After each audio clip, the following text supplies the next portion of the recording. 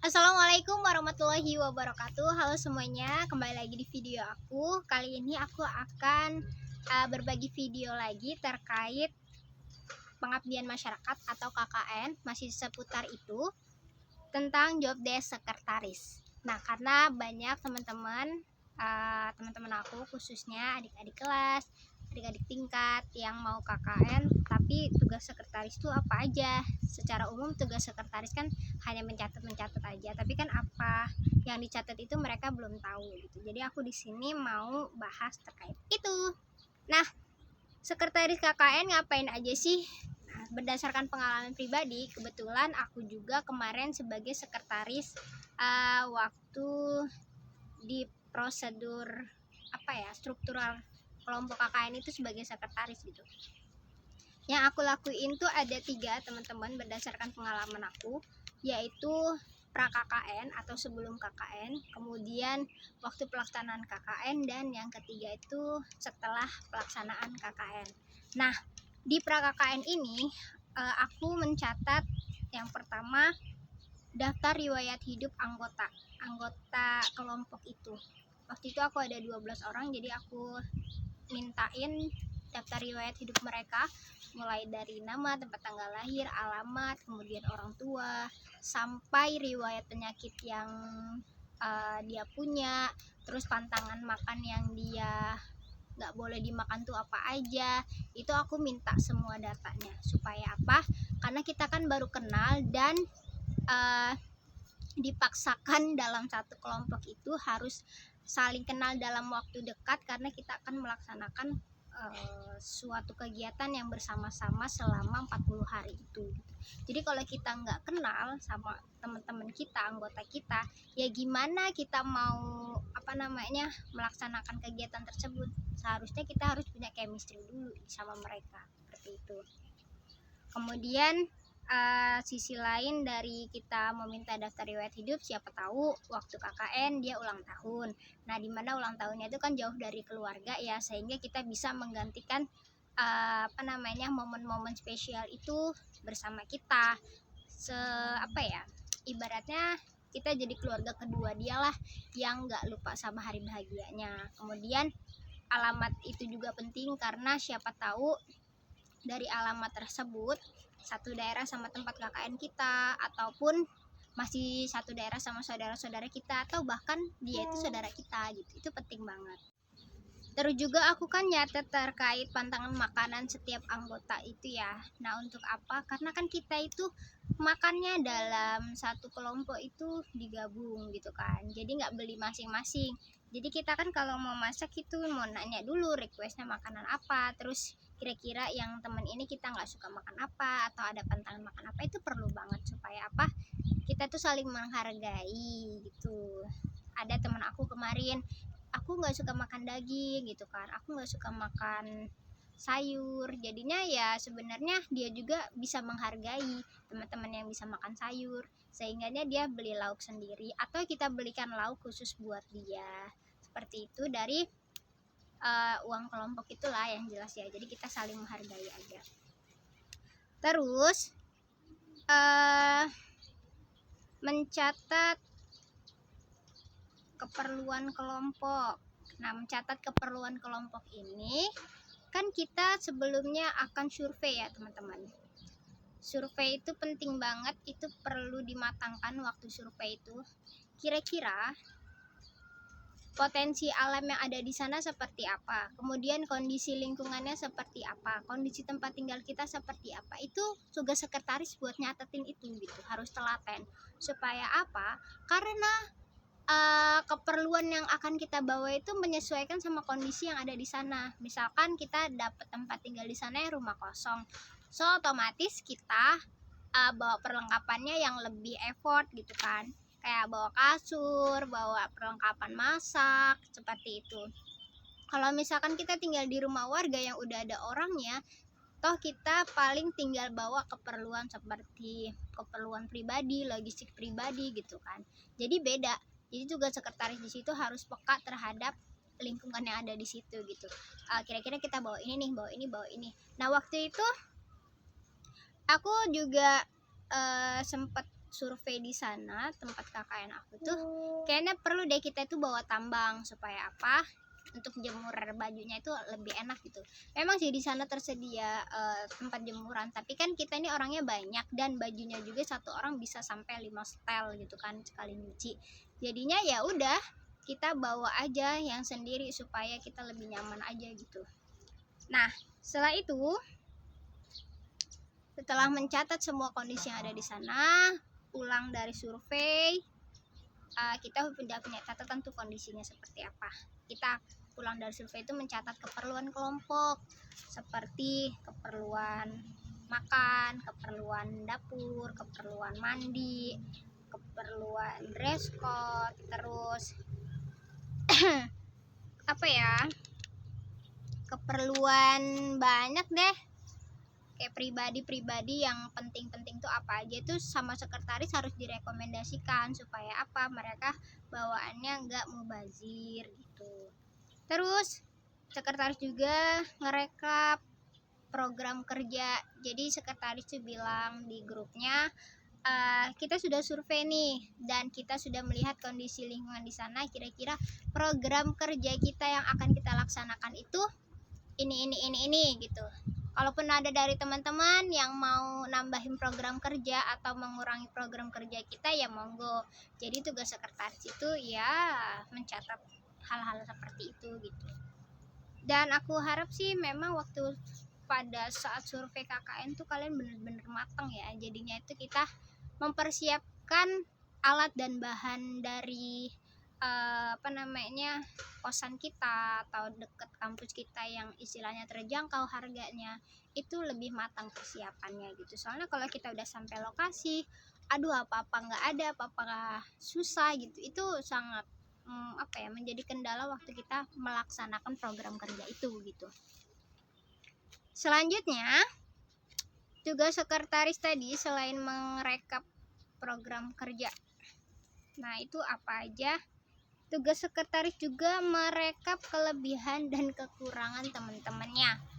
Maksudnya kita bukan menilai teman itu, tapi kita meminta data dari teman-teman kita. Tolong dong kirimin kelebihan dan kekurangan kamu gitu kan. Supaya apa?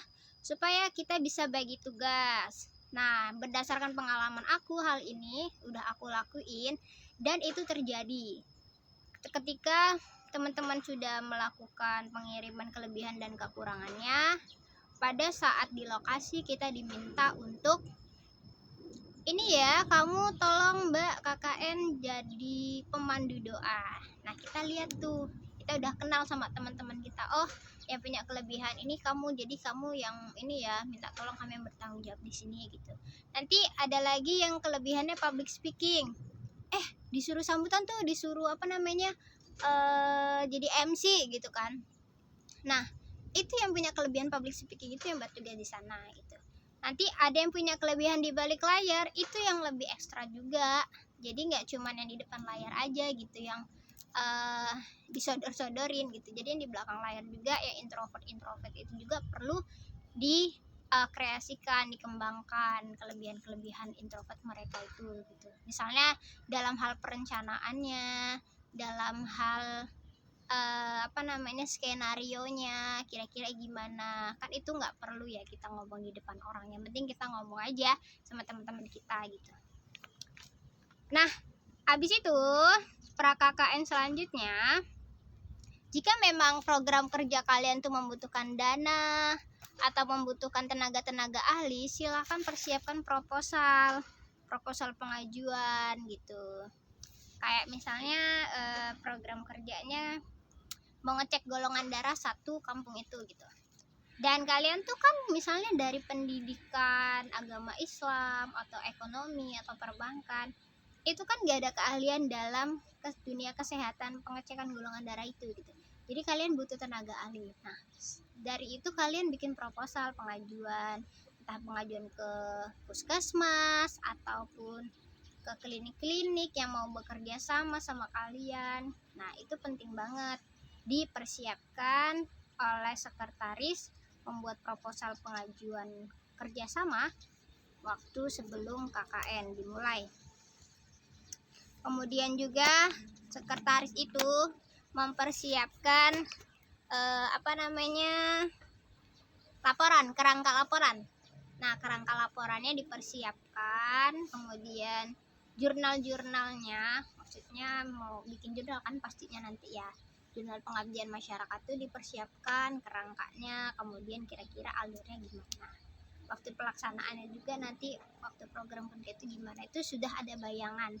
Itu tugas sekretaris. Jadi otaknya itu sebenarnya ada di sekretaris. Kalau ketua dia mempertanggungjawabkan semuanya. Gitu ya teman-teman. Nah, tadi itu untuk pra KKN-nya. Kalau yang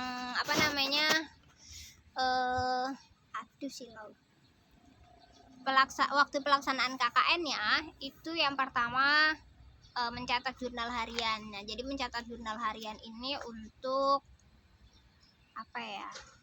untuk bahan briefing sebenarnya.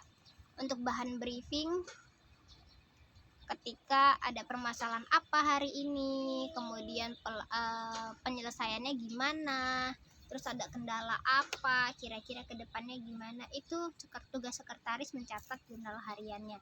Jadi jurnal hariannya itu isinya hari, tanggal, kemudian kegiatannya apa, di rumah siapa aja yang ikut dalam kelompok itu, terus sama overall dari kegiatan itu kayak mana, habis itu kendalanya apa, sama kekurangannya apa, sama kelebihan dari kegiatan itu apa. Nah, jadinya nanti ketika waktu briefing itu semua dibahas. Setelah itu waktu pelaksanaan KKN selalu berkoordinasi dengan ketua untuk mengadakan briefing.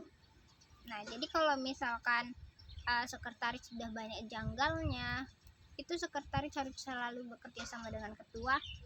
Yuk briefing lah nanti malam, soalnya ada beberapa yang perlu disampaikan, ada beberapa yang perlu diperbaiki, seperti itu. Terus waktu pelaksanaan pengabdian masyarakat selalu bawa notebook ya, selalu bawa pena, kemudian ya harus standby aja dua benda itu gitu. Kalaupun mau catat di HP ya monggo, tapi lebih baik catat di buku sih, jadi punya pemberkasan sendiri. Jadi kalau teman-teman mau lihat itu nggak private gitu bentukannya. Kemudian jika ada diperlukan oleh dosen pembimbing lapangan itu melaporkan kegiatan per minggu ataupun per 2 minggu atau per 10 hari, kalau misalkan ada, itu yang bertanggung jawab itu sekretaris gitu. Jadi kalau misalnya sekretaris itu keberatan, itu bisa minta bantuan sama anggota lainnya. Intinya sekretaris itu yang bertanggung jawab, bukan semuanya tugasnya di sekretaris, bukan gitu. Tapi intinya sekretaris itu bertanggung jawab, teman-teman lainnya itu yang membantu. Nah, setelah itu ada tugas sekretaris setelah KKN. Yang jelas satu, yaitu penyusunan laporan kelompok. Itu tanggung jawabnya adalah sekretaris dan ketua. Sehingganya sekretaris dan ketua punya hak membagi tugas kepada anggota kelompoknya untuk menyelesaikan apa-apa aja yang diperlukan dalam laporan kelompok itu gitu. Kalau waktu itu aku kena 12 orang, ada berapa bab gitu dalam satu laporan, itu dibagi. Kamu bab 1, bab 2, bab 3, bab 4, bab 5 dan lampiran. Itu dibagi. Nah, jadinya kan cepat selesai kalau kayak gitu kan. Nah, intinya nanti ketika sudah selesai waktu perapihan ataupun ya pengecekan, itu yang ngecek tuh sekretaris sama ketua. Seperti itu, teman-teman. Mungkin itu aja yang bisa disampaikan terkait tugas dari sekretaris KKN. Mudah-mudahan bermanfaat. Ini pengalaman pribadi aku ya. Kalaupun nanti teman-teman ada yang mau dikurangkan atau ditambahkan atau bahkan nanti menjadi lebih baik dari aku, alhamdulillah gitu ya. Semoga bermanfaat. Mohon maaf kalau ada kekurangannya. Mohon support channel aku dengan cara like, comment, dan subscribe ya. Terima kasih. Assalamualaikum warahmatullahi wabarakatuh. See you, dadah.